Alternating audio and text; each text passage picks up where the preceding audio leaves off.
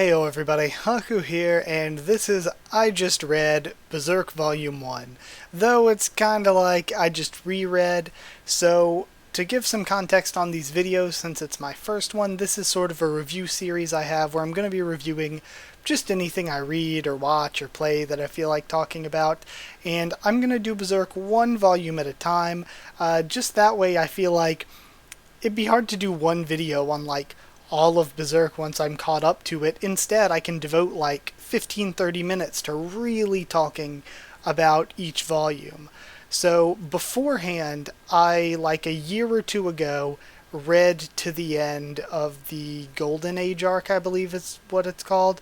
So I read all through that until we were back into the sort of present time Black Swordsman stuff. So I read that before, so I kind of remember a lot of the sort of basic details, but then there were like some of the minor details that I was like, oh, I'm going back and rereading instead of continuing where I left off, because I don't really remember it that well. Because the first time I read, it wasn't like I was really talking about it or discussing it. I was just straight up reading on my own, marathoning through it, and so I guess I wasn't retaining as much as I thought I was. Like I said, I remember some of the general story bits, but I don't really remember a lot of the details. But don't worry, if you want to go through this journey with me, I'm not going to be talking about anything after Volume 1. This is just to be a discussion about Volume 1. And I've got some basic notes here, but the sort of I just read, I just watched, I just played series that I'm doing here for reviews, I kind of don't want to go too like note heavy. I just have some bullet points. It's mostly just going to be me talking off the top of my head about some of my thoughts and my opinions and things like that. So yeah, going through, rereading Volume 1, there were 3 chapters. Chapters in Berserk are pretty damn long. Berserk as a whole, I really like it. I think the thing that draws me to it most, the reason that I started rereading is because I've been replaying Dark Souls, or really for the first time playing through the entirety of Dark Souls, and because it's sort of based heavily or influenced heavily by Berserk, I was like, man, I want to go through and start Berserk again, and actually get through Berserk this time. So yeah, one of the things I like most is the artwork and the combat. I feel like the combat to me in Berserk is so easy to follow. Like, I can tell just from the way characters are standing, the way they're moving, I can follow every little bit of a fight. And every little bit of a fight is shown, like every swing and everything is shown in a way that a lot of manga just will see one action panel, then another action panel, and there'll be a lot of space, a lot of time missing in between panels, where it feels like Berserk really goes through the pain to show you like every little bit. So I think that's one of my favorite things. And as far as it being sort of like a really, really dark and gritty and nihilistic and depressing setting, again, I think that can be good. I like some settings like that. I like a lot more light-paced and lighter settings. It depends. It's good to have some variety, a little bit of everything. In general, though, that's the thing I'm most excited for reading, though. I want to learn more about this world. I want to know how their kingdoms work, how their social structure and social hierarchy works, how this sort of world is set up. I want to know more about the demons, the types of demons and monsters. I'm assuming because of what we see Puck do just here in Volume 1 with the healing and with the creating light, I'm assuming magic at some point has to be a thing, but I don't remember magic throughout the first like 14 volumes I read when I read like a year or two ago, but I'm assuming magic will probably come into play at some point. It has to exist if Puck's using this. As far as characters go, I'm more excited to see the world and what stories can be told within the world than I am the characters themselves necessarily. But I do really like Guts' character, and I really liked it the first time I've read. The way that he is just a very, very sad and broken person. And like, I love the way just from even the beginning we see it when Puck is reading his emotions. it's anger, but it's not just this, oh, he's a big, angry, strong guy going out killing demons. But no, other than anger, Puck mentions sadness and fear, and that's sort of what makes him Berserk, is the anger, the sadness, the fear. Those are his emotions. And I love that. And then again in the second chapter, the demons after him bring it up. Your anger is ours, your sadness and your fear. And I like that. He's this guy who's sad from everything that happened. He's broken. He's scared of everything. He has so many things that have left him really sensitive to certain stimulus. And Puck, I think, is actually, I really like Puck. Puck is a very funny character. Like, I seriously got a few laughs out of some of Puck's reactions.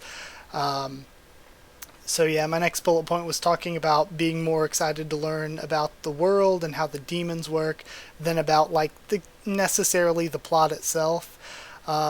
Just because, like, sure, a good plot is obviously good, but what really draws me into the stories that I read are either really good characters that I can really get into, and I don't remember, other than like Guts himself, too many characters like that from my first time reading. But another thing is a really, really good world. I love a good world when it comes to telling a story. Even if the characters aren't great, even if the story isn't great, if a series has a really, really cool world, that'll be enough to draw me into it. That was, for me, the thing with Bleach. With Bleach, the characters were alright. The characters were pretty alright. The story, not really that great, but I loved Bleach. Bleach was one of my favorite manga, just because I thought the world of it was so cool. Yeah, I'm more excited. I'm really, really excited to learn a lot more about that stuff. I also love that when you're reading, there's a constant feeling of danger and unrest, because Guts is watched everywhere he goes. Everywhere he goes, he's being watched. So there's always a constant feeling that danger can come out of anywhere, that he can't rest or else something bad's going to happen. I like that. There's always something there. There's never a down period, because there's always something dangerous that could happen at any moment. Some of the demons that we got to see, these are, again, please do not spoil me on things in the future. These are just my thoughts and theories, like from some of the demons we've seen so far. We saw an incubus and got the explanation that it's made of blood and sex fluid of the angry dead. So it may or may not be sentient. It might be the like lowest rung, I think, demon that we've seen. So it doesn't even seem to be sentient, doesn't even really seem to have like a personhood to it, or the ability to talk or anything.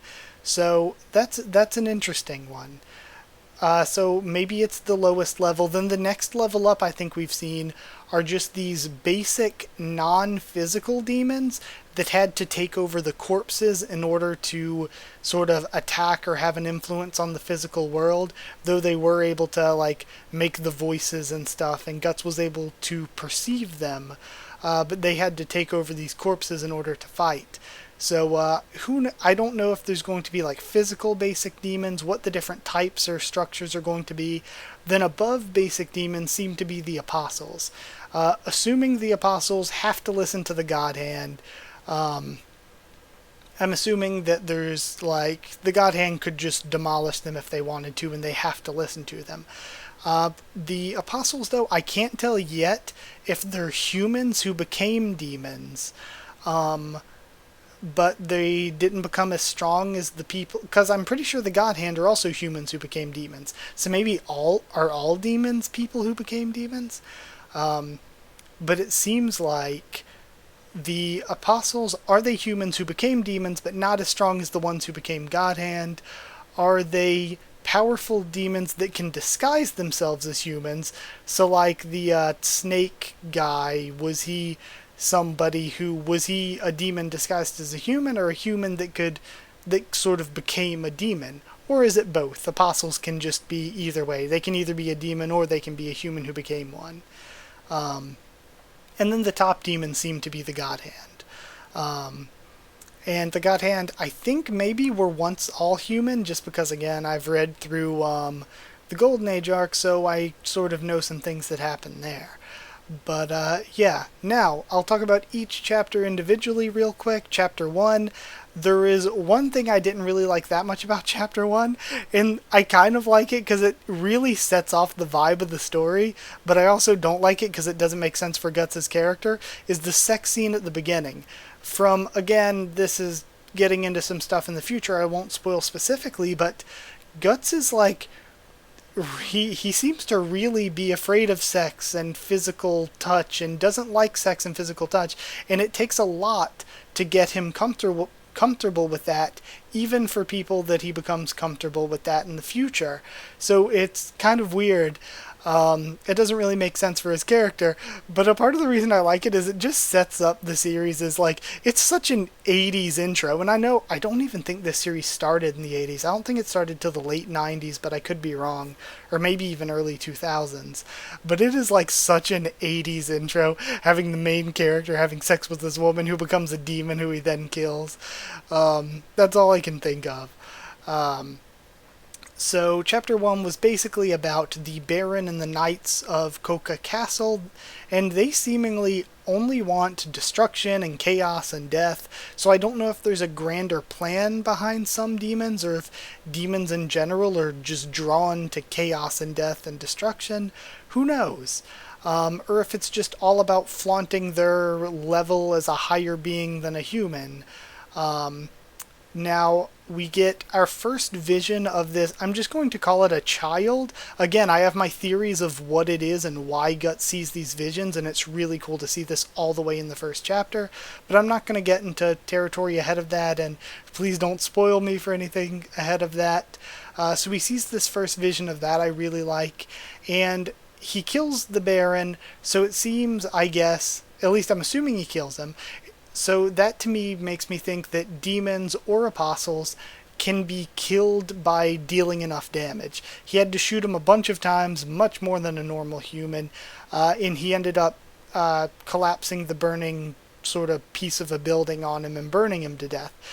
So I don't know if fire is necessary to kill them, if it's just about dealing a certain amount of damage, if the demons have some sort of core or weak spot within them. I think we might learn that in the future, but I don't quite remember.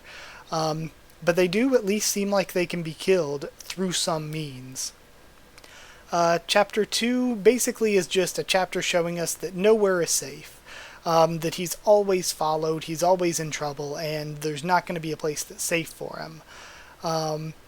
It got me thinking with the priest and everything. I'd love to know more about the social structure and the way these different kingdoms are set up. Again, do not spoil me, please do not spoil me about what the case could be. When the priest was talking about, they had a nephew, but they were a mercenary or something, and they died in battle 5 years ago, it got me thinking.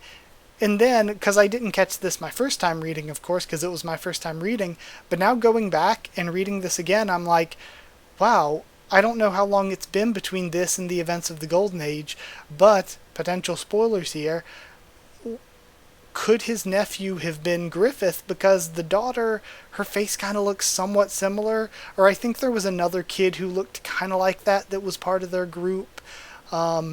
So could that kid have been the nephew? And does Guts maybe notice by looking at them that they could be relatives? So yeah, that just makes me think, is it possible that that priest was related to Griffith or one of the other characters? So I'll have to keep that in mind as I go back through and as I review and read through the Golden Age arc. Again, please do not spoil me. That's just something I want to keep in mind as I continue to read again. Now, we have a dream sequence with Guts, and the dream sequence is really, really good. I like that a lot. I'm a big fan of dream sequences and stuff in a lot of series, but there is one other thing. Again, I'm not going to spell out everything that happens in every chapter. You know everything that happens. One line I did love this chapter, though, is, if you're always worried about crushing the ants beneath you, you won't be able to walk. And it might sound cold and harsh, but that's actually a really, really, really good line. Because if you're always worried about having to protect other people and not relying on them to protect themselves, if you're always worried about people around you dying, then you're never going to be able to do anything. So it's just something that Guts has to get used to. It's clear that it kind of messes with his head when the priest's daughter dies, but at the same time, even though it messes with him, he's just like, if you're always worried about that, you can't do anything. There's also this really interesting aspect to Guts where he's sad, he is broken, but he's also angry, and he seems to enjoy he doesn't seem to enjoy killing people, of course, but he seems to really enjoy killing the demons, getting his revenge, and I'm wondering if at some point we'll see a possible endgame. Right now it looks like he's just hunting down the God Hand, but is his endgame, is it going to be, again, spoilers for future volumes here, for the next 1 or 2 volumes actually, we'll get this answer. Is he going to be trying to get answers from Griffith? Is he going to try to kill him? And I keep saying Griffith, so I hope that is his name and it's not Griffin, because sometimes I get the two names mixed up. But yeah, is he trying to get revenge and kill him? Is he trying to get answers? Does it go farther than Griffith? Does it go to wanting to kill all demons? So it'll be interesting to see how that develops in the future, because again, there's like 38 volumes or something like that, and I'm 1 volume in here, and I've gotten to 14 at my furthest read through like a year or 2 ago. And in chapter 3, we're introduced to the Count and to Doll, who seems to work for him. There's a really incredible fight. The fight is really good between Guts and the soldiers, leading into Guts fighting Zondark, who's introduced here. We get introduced to the physician who wants revenge. We didn't get his name yet or anything. He says that he knows the Count is a demon, but I don't know if he's just saying a demon as in like he's inhumanly evil, or if this physician legitimately knows about like non-human demon creatures. He has a lot of specimens in his little workshop there that are totally not human, so you could argue that, okay, yeah, he knows about demons and knows about non-human monstery things. So yeah, I don't really know how much he knows. And then the very end of the volume is the reveal that he has a Behelit with no explanation of what that is. So I think that's a really, really good ending, a really good cliffhanger for the end of the first volume. So yeah, I loved the first volume. I thought it was so good. Really, I like this manga a lot. I think that a lot of series can be edgy, and especially when series try to emulate what Berserk does, they end up being edgy, and edgy is not good. I think a dark story can be extremely well written. Edgy is not.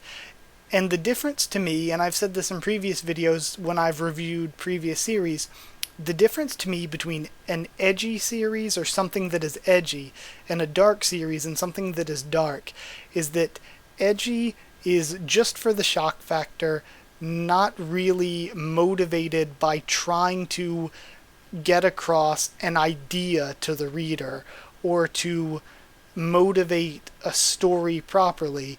It's just for the shock factor of, wow, look how terrible this thing we can show is. Whereas something being dark is trying to give the reader some sort of message, trying to explain something, trying to develop something further. Dark is when something happens, like, we see a kid getting chopped up and killed, and his blood drank in like the first chapter. Dark is when that happens for a reason in the storyline, to show us what these demons are like, or to establish what's going on with Guts and why he hates them so much, and things that maybe he's seen before. When it has reason, when it's motivated. Edgy would be to show something similarly and not have it pay off, to just show it without being like, the reason this happened is so that we can then get revenge for the kid that died by having the Baron die. Without it having some sort of conclusion to it, some sort of reason that it's in there to begin with.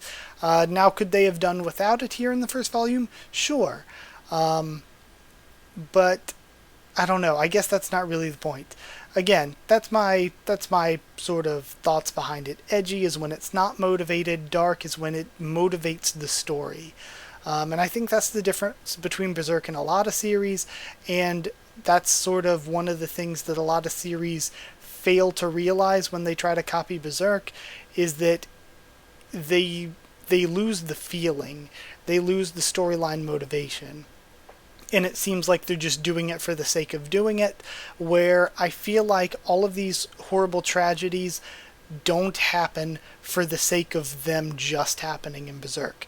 The priest and his daughter died in order to show the struggles that Guts has with this kind of thing, the way he's like, you could see he mentally struggled with the daughter dying. I even think threw up. You see that he struggles with this kind of thing, and it delves into his psychology. It's to show us that danger is everywhere, can happen at any time, nowhere is safe, nothing is safe. That's really what the whole chapter was trying to get across. And there was some third thing I had in my brain, but it just left my brain. But yeah, it was, again, it happened to motivate the story further. Oh yeah, and it also went along to show, it happened in order to have the scene where Puck says, you know, it's not your fault. And he says, he's trying to justify it to himself, yeah, you're right, I guess it really isn't my fault. I can't keep protecting weaklings, I can't worry about the ants beneath my feet, or I can't keep walking.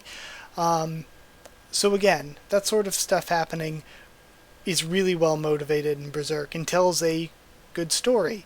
Again, I usually like lighter, more lighthearted stories, because I'm like, the world's dark enough as it is. I need some lighthearted stories to get away from that. But a really well written dark story can be good every once in a while, and I think that's what Berserk is. So yeah, those are my thoughts on Volume 1. These aren't going to be on any sort of schedule. I'm just doing them when I feel like doing them. So I'm probably going to continue reading and continue taking notes for future videos. But I don't know when the second one will be, or the third one, or so on and so forth. They'll just be whenever I get time and feel like posting them. So, not on any particular schedule, but if you do want to see more, like if you did like the video, I'm going to keep making more when I feel like them anyway, but just to show sort of your support and everything, like if you did like the video, comment down there, tell me what you thought of this volume, what you thought of my thoughts on it. I'd love to discuss it with you. Subscribe for more Berserk, much more on the channel. Follow on Twitter if you want. If you want a link to the Discord server, ask and I'll give you one.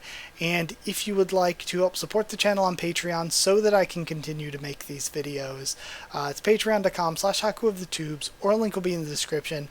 And legit, it does help me continue to make these videos. And yeah, I'll be doing more of these, but I'm also doing more I just watched videos, I just played videos. Again, more special videos and reviews in general whenever I can. So keep an eye out for more of those. And for this one, I actually put a poll up yesterday asking, okay, what do you want to see first between Berserk, Naruto, Fairy Tail, and Glitch Text, and Berserk 1, both polls, both on Twitter and on YouTube. So again, I might do that again. I'll be like, okay, what do you want to see next? Do you want to see Berserk Volume 2? Do you want to see the first of Naruto, Fairy Tail? What do you want next? So again, keep an eye out for those sorts of polls. They'll be on YouTube, they'll be on Twitter. I might even find a way to put them on Discord and Patreon if that's something else you want to. But yeah, that is it. Thank you again for watching though, and I'll see you all next time.